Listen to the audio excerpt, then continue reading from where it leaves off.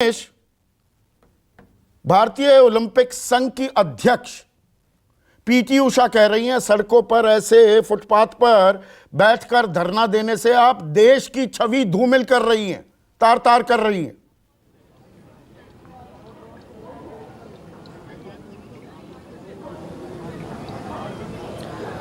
Sir देखिए, देश की छवि तब धूमिल नहीं होती क्या जब ब्रजभूषण जैसे राजनेता खिलाड़ियों के साथ में शोषण करते हैं। क्या उन्होंने हमसे ये एक बार भी पूछा? पीटी उषा, दुख होता है हमें कि पीटी उषा जैसे एथलीट जिनको हम आइकॉन मानते हैं, हमसे काफ़ी सीनियर वो खिलाड़ी हैं और हम बहुत सम्मान करते हैं, उनका ऐसा बोलना बहुत दर्द देता है कि एक अच्छी एथलीट तो वो थी ही, लेकिन एक महिला होने के नाते राज्यसभा सांसद वो हैं। अगर वो चाहती तो हमारी आवाज़ राज्यसभा में भी उठा सकती थी। अगर वो चाहती हमें इंसाफ दिलाना तो आईओए में भी वो अध्यक्ष हैं, हमसे बात कर सकती थी। मैंने पर्सनली उनको फ़ोन किया था, उन्होंने बात नहीं की, फ़ोन ही नहीं उठाया गया मेरा, और कभी कांटेक्ट करने की कोशिश नहीं की गई ना। हमसे पूछा गया कि आप मतलब आपको कैसे फील हो रहा है, मैं आपके लिए क्या कर सकती हूँ, या कैसे भी कोई सहानुभूति होती होगी। मुझे लगता है कि एज ए एथलीट, कोई एथलीट अगर सामने वाला आपको नहीं समझ रहा है तो मुझे लगता है कि हमारे देश का ही दुर्भाग्य है ये कि जहाँ पे कोई चैंपियन खिलाड़ी दूसरे चैंपियन खिलाड़ियों की भावनाएं, उनके विचारों का या उनके आत्मसम्मान का उनको कोई फर्क ही नहीं पड़ता है, या उनका वो सम्मान ही नहीं करते हैं। पीटी उषा ये कह रही हैं, अंग्रेजी में बयान दिया, मैं अंग्रेजी में पहले पढ़कर उसका तर्जुमा करके सवाल पूछता हूं। Indian Olympic Association is having a committee for sexual harassment. Instead of going to the streets they could have come to us earlier but they didn't come to IOA. कि हम तो पहले ही जांच करा रहे हैं, सड़कों पर उतरने से पहले हमारे पास आ जाते, और वो हमारे पास आए ही नहीं। ये कह रही हैं पीटी उषा। आप कह रही हैं आप तो फोन मिलाती रह गई, फोन ही नहीं उठा। सर देखिए, आने की बात यह है, हमने खुला पत्र लिखा था, पूरे देश ने देखा है, हमने अपने सोशल मीडिया पे डाला है, और उसी के बेस पे तो आईओए ने कमेटी बनाया था। तो ऐसा बोलना कि हम आए नहीं, वो बिल्कुल देखो झूठ है, गलत है। और कमेटी का हम 3 महीने से वेट कर रहे थे। अभी कमेटी ने हमारे पास कुछ ब्रजभूषण के जो बयान हैं वो भेजे हैं। क्या 3 महीने में सिर्फ उन्होंने इतना ही किया कि हमारे बयान सुने और सिर्फ उनके बयान सुने और हमारे पास भेजा? सर क्या 1 साल तक हम वेट करते? हम 3 महीने से इतना मेंटल टॉर्चर अपना सहन कर रहे हैं, एक एक दिन हम गुजार रहे हैं। जो उनके आईओए में जो पैनल जो बैठा रखा था उन्होंने, कमेटी के जो मेंबर्स थे, हमने उनसे पूछा कि सर हमें कब तक मिल जाएगा, कोई टाइमलाइन, कोई डेडलाइन कुछ तो हो। क्योंकि जब स्पोर्ट्स मिनिस्ट्री ने जब ये कमेटी बनाया था तभी उन्होंने हमें 4 वीक्स का टाइम दिया था। तो हमें ये पता था कि चलो 4 वीक्स तक हम इंतज़ार कर सकते हैं या हम अपनी बातें रख सकते हैं, चलो हम सहन कर सकते हैं। लेकिन उनका तो कोई टाइम लाइन ही नहीं है, कोई डेड लाइन ही नहीं है, तो हम कैसे सर्वाइव कर जाए? आप एज ए खिलाड़ी होने के नाते मुझे लगता है कि सभी खिलाड़ी इस बात से एग्री करते हैं कि बिना टेंशन के, बिना रेस्ट किए कैसे ट्रेनिंग कर सकता है कोई। इंजरी के कितने चांसेस होते हैं, और हम तो इतनी बड़ी पीड़ा से गुजर रहे हैं एथलीट, उतनी सब एक एक रात हमारे लिए मुश्किल हो रही। फिर भी हमने 3 महीने जैसे तैसे करके गुजारी है। फिर भी सिंगल पर्सन ने भी, जब हमारा हर किसी ने फ़ोन उठाना बंद कर दिया, किसी ने भी नहीं, खेल मंत्रालय से लेके आईओए से लेके, जब किसी ने फ़ोन ही उठाना बंद कर दिया तो हम जवाब किससे मांगे? पर यहाँ पर तो जवाब आना बंद हो गया जब हम देश के सामने आए हैं, जब हम सड़कों पे आए की बात कर रहा हूँ, साक्षी मलिक, कि आप लोग जो ये कर रहे हैं ना, ये अनुशासनहीनता है। खिलाड़ी अनुशासनहीनता नहीं करते। सर देखो, बिल्कुल खिलाड़ी अनुशासनहीनता नहीं करते। इतनी सबसे पहले हमें यही सिखाया मेरी आवाज़ रिपीट हो रही है, मुझे मेरी आवाज़ रिपीट हो रही है। उसको ठीक करते हैं, आप बोलिए थोड़ा। हमें सबसे पहले यही सिखाया जाता है कि डिसिप्लिन सबसे ऊपर है, और एक खिलाड़ी में डिसिप्लिन होता है तभी वो इतनी ऊपर लेवल तक जाता है। आज बड़ा ही दुख हुआ पीटी उषा जी ने जो बोला कि हम इनडिसिप्लिन हैं और हम अनुशासनहीनता फैला रहे हैं। मैंने बचपन से ही उनको फॉलो किया है और कहीं ना कहीं उन्होंने हमें मोटिवेट भी किया है, और आज उनका यह बयान सुन के बड़ा दुख हुआ, क्योंकि वो एक महिला होने के नाते हमारी पीड़ा नहीं समझ रही, और वो बोल रहे थे कि हमारे पास आ जाते आप। विनेश ने फ़ोन किया, फ़ोन भी नहीं उठाया। और आप एक बात बताइए मैम, हम 5 दिन से धरने पे बैठे हैं। हमने किसी को कुछ हानि नहीं पहुंचाई, किसी से कुछ हमारा गलत नहीं हुआ। हम अपना शांति से धरना प्रदर्शन कर रहे हैं और एक भारतीय होने के नाते हम आज़ाद देश में हैं और हमें पूरा अधिकार है कि हम अपनी आवाज़ उठा सकते हैं। हम आवाज़ नहीं उठाते, अगर हमारी बात मान ली जाती। हमने कमेटी में अपने सारे बयान हमने दिए। हम 12 से 15 जने थे, लड़के लड़की मिला के, और जब हम बयान दे रहे थे तो आपकी ही कमेटी के मेंबर आके चुप करा रहे थे, हमारी लड़कियों को आके चुप करा रहे थे कि बेटा रोइए मत, हम आपके साथ इंसाफ करेंगे। और सडन ऐसा फैसला आता है कि कुछ मिला ही नहीं, बयानों में कुछ था ही नहीं। और नहीं, मुझे एक चीज़ बताइए साक्षी, भारतीय ओलंपिक संघ की अध्यक्ष पीटी उषा एक महिला, एक ओलंपियन, एक बड़ी खिलाड़ी, आईओए की भी एक समिति है, एक खेल मंत्रालय की ओवरसाइट समिति, दोनों की अध्यक्ष हैं एमसी मेरी कॉम, वो भी अंतर्राष्ट्रीय ख्याति प्राप्त बॉक्सर, और कमेटी में बबीता फोगाट आप ही की सहयोगी वो भी मौजूद। उनकी सारी बातें गलत और आप ही की बात सच, ये देश क्यों माने साक्षी?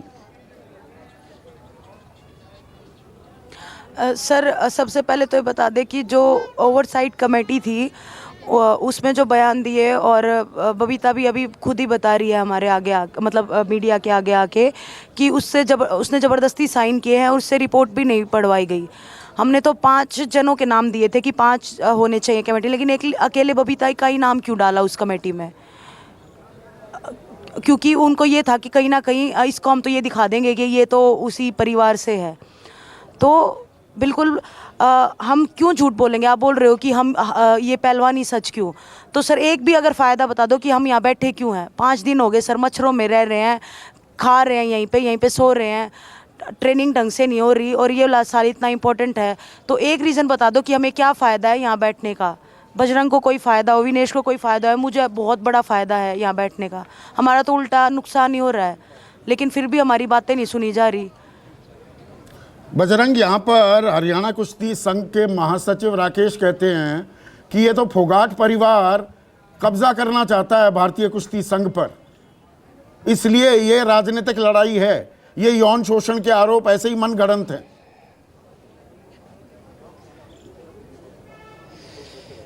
देखिए संदीप जी, मैं आपको बता दूं, पहले तो यही बता दूं, अगर रेसलिंग फेडरेशन में मुझे कभी आप मेरा या मेरे परिवार का कोई भी सदस्य, हमें कोई लालच नहीं है कि हम उसमें कोई आएंगे, और बने भी कि तो हम लोग कोई भी नहीं मिलेगा उसमें।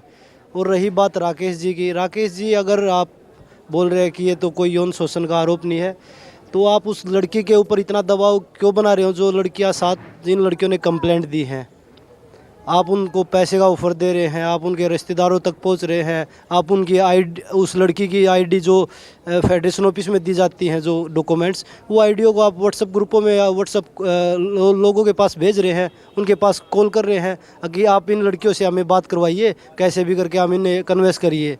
उनके कोचेज़ को भी पैसे का लालच दे रहे हैं राकेश जी, और वो बोल रहे हैं कि ये सिर्फ एक राजनीति मुद्दा बनाया जा रहा है। अनुराग ठाकुर देश के खेल मंत्री कहते हैं कि अब पहलवान कह रहे हैं कोई सुन नहीं रहा उनकी बात, मैं तो 12-12 घंटे उनके साथ बैठा, मैंने कमेटी बनाई, निष्पक्ष जांच हो रही है, और एफआईआर की जहां तक बात है, जहां एफआईआर दर्ज करानी है आप कराइए, कनॉट प्लेस पुलिस नहीं कर रही, कहीं और करा लीजिए, खेल मंत्री ये कह रहे। हाँ, देखिए खेल मंत्री जी से एक बार ये पूछ लीजिए, आपकी खिलाड़ी आपके पास 12 घंटे रुक के गए हैं, आप उनसे कितनी देर मिले हैं? 12 घंटे में वो टोटल 12 मिनट मिले होंगे खिलाड़ियों से। उनके अधिकारी खिलाड़ियों से बातें कर रहे थे कि ऐसे आश्वासन दे रहे थे कि ये कर देंगे, हम ये कर लेंगे, हम ये कर लेंगे। तो मंत्री जी तो ये 12 घंटे का वैसे ही बोल रहे हैं कि 12 घंटे खिलाड़ी से मैंने बात की है, वो तो 12 मिनट आए हैं टोटल। अगर हम टोटल टाइम नोट करें तो उनका 12 घंटे वो अंदर बैठे होंगे, हमें नहीं पता, पर खिलाड़ियों के पास तो टोटल 12 मिनट आए हैं। और खिलाड़ियों की बात कहाँ सुनी जा रही है? उनके जो ब्रजभूषण है वो अपने घर पे उसके बावजूद हमने ये बोला था कि खिलाड़ियों का जान भी जा सकते हैं, वो खतरा है। उसके बावजूद ब्रजभूषण के घर पे नंदिनी नगर में टूर्नामेंट करवाया जा रहा है, नेशनल चैंपियनशिप करवाई जा रही है। और जो फेडरेशन के सेक्रेटरी थे तोमर, उनको सस्पेंड कर रखा है, वो मेडल सेरेमनी कर रही है वो भी लड़कियों की, और जिन लोगों पे सेक्सुअल हरासमेंट के केस लग रहे हैं वो लोग चैंपियनशिप करवा रहे हैं, ऊपर से वो लोग मेडल सेरेमनी कर रहे हैं। आप जहां बैठे हैं बजरंग, वहां से महज 200 मीटर की दूरी है ब्रजभूषण शरण सिंह का मकान है। क्या कोई इतनी खलिश हो गई है, तलखी हो गई है, ये गुरूर, दंभ, गुमान है, क्या है कि सीधे सीधे बात क्यों नहीं हो सकती? आरोपों की सत्यता की तह तक क्यों नहीं जाया जा सकता? संदीप जी, मैं आपको बता दूं, 200 मीटर घर है यहाँ पे।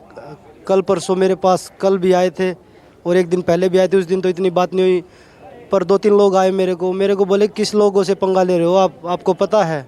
माँ क्या हो गया? तो बोल रहे हैं कि उन्होंने तो, उनकी पार्टी ने एक बार उनका टिकट काट दिया था, और जिसको टिकट दिया था ना उस आदमी को उसी दिन मरवा दिया था जिस दिन वोट हो रही थी। मैं उनको जानता नहीं, 2-3 लोग आए थे क्योंकि मैंने कभी देखा नहीं उन लोगों को कभी पहले। तो बोले कि, मैं बोला भाई आप चले जाइए, कोई बात नहीं है, ये हमारी जो भारत की बेटियों की इज्जत की लड़ाई है और इसमें हमें अगर जान भी देनी पड़ेगी तो हम देने के लिए तैयार हैं। तो वो तो डराने का काम कर रहे हैं। यहाँ घर पास में बात करने की बजाय वो तो डरा रहे हैं कि भाई आप किससे पंगा ले रहे हो। राजनीति भी इसमें हावी हो रही है। क्या अब मैं 2 नाम पूरी जिम्मेदारी के साथ लेना चाहूँगा, बड़े नाम लिए जा रहे हैं। एक तो जो 2 कमेटी बनी उसमें आप ही के सहयोगी रहे हैं, साथ में दंगल में प्रैक्टिस भी की है, योगेश्वर दत्त। योगेश्वर दत्त हरियाणा के बड़ौदा में विधानसभा चुनाव लड़ते हैं बीजेपी के टिकट पर, और बबीता का बड़ा नाम लिया जा रहा है। 2019 में जो हरियाणा में विधानसभा चुनाव हुए थे, बड़ौदा तो ये उपचुनाव हुआ था, हरियाणा में जो विधानसभा चुनाव हुए उसमें बबीता फोगाट बीजेपी की उम्मीदवार थी। ये, और उधर दूसरी तरफ से आरोप लगाया जा रहा है जी ये तो कांग्रेसी नेता बजरंग को, विनेश को, साक्षी मलिक को भड़का रहे हैं, उकसा रहे हैं ये आरोप लगाने के लिए। मतलब इस हद तक राजनीति घुस गई है पहलवानी में। देखिए संदीप जी, मैं आपको बता दूं, कभी तो ये बोल रहे हैं कि ये एक परिवार कब्जा करना चाहता है, फिर वो बात छुप जाती है तो बोल देते हैं कि कांग्रेस करवा रही है। मुझे समझ में नहीं आ रहा। इनको बोल दो कि एक ही डिसीजन पे आप रुक जाइए। और जो कमेटी के मेंबर हैं उनकी आपस में ही नहीं बन रही बातें, वो आपस में ही लड़ रहे हैं 3 मेंबर।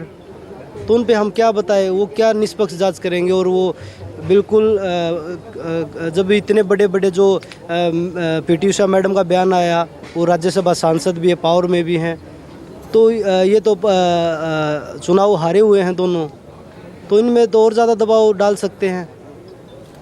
आपको लगता है कल आपको सुप्रीम कोर्ट से उम्मीदें हैं? उन्होंने बबीता का नाम, सुप्रीम कोर्ट से अब आखिरी उम्मीद आपको सुप्रीम कोर्ट जी से है? बिल्कुल, कानून से बड़ा तो देश में, जी बिल्कुल, हमें पूरी आस है, सुप्रीम कोर्ट से उम्मीद है कि चंद्रचूड़ सर खिलाड़ियों को न्याय देंगे, क्योंकि कानून से बड़ा देश में कोई भी नहीं है। तो हमें न्यायालय पे पूरा भरोसा है। न्यायालय पर पूरा भरोसा है। परमजीत मलिक, आप तीनों भी थोड़ा बने रहिए अगर आप थोड़ा सा वक्त और निकाल सकें। पर परमजीत, 2014 के गंभीर आरोप आप लगा रहे हैं कि राष्ट्रीय कैंप था, लखनऊ में हो रहा था, और 3 लड़कियों ने, जूनियर खिलाड़ियों ने आपको बताया कि ब्रजभूषण शरण सिंह से मिलने को उन्हें कहा गया, रात के 10 बजे के बाद कैंप से बाहर जाते भी देखा। ये बात आपने 2014 में ही क्यों नहीं उठाई?